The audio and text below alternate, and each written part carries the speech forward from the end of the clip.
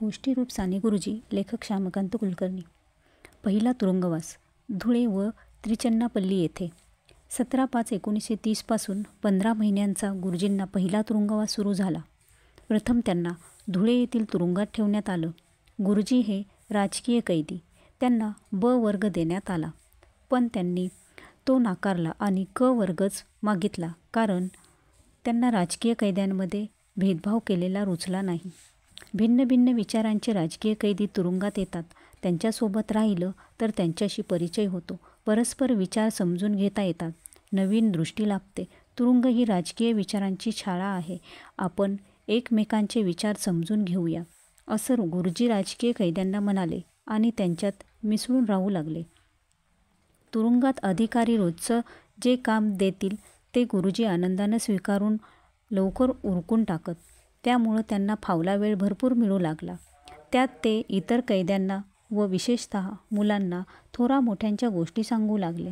त्यांच्या चरित्रातील स्फूर्तिदायक प्रसंग रंगवून सांगू लागले. तरीही त्यांना निवांत वेळ मिळालाच. त्यावेळी ते कविता व गीत लिहू लागले. त्यावेळी त्यांनी लिहिलेलं स्वातंत्र्याचे आम्ही शिपाई हे गीत अत्यंत स्फूर्तिप्रद आहे. आम्ही सारे बांधव स्वातंत्र्याचे शिपाई आहोत. आम्ही सारे एकत्र येऊ आणि स्वातंत्र्यप्राप्तीसाठी लढू. कुणाचाही जुलूम आम्ही सहन करणार नाही.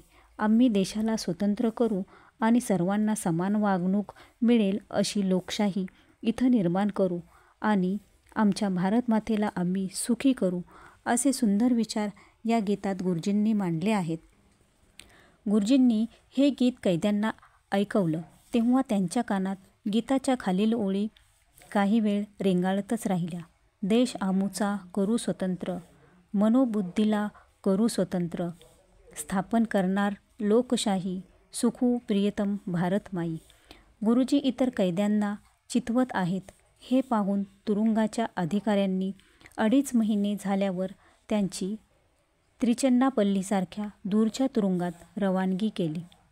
त्रिचन्नापल्लीतील तुरुंग मोठा होता. त्यात 3000 कैदी राहू शकत होते.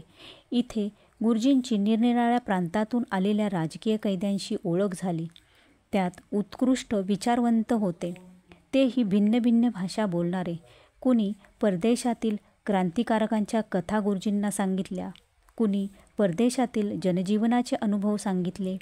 कानडी, तामिळ भाषा बोलणाऱ्यांनी आपल्या मातृभाषा त्यांना शिकवायला सुरुवात केली.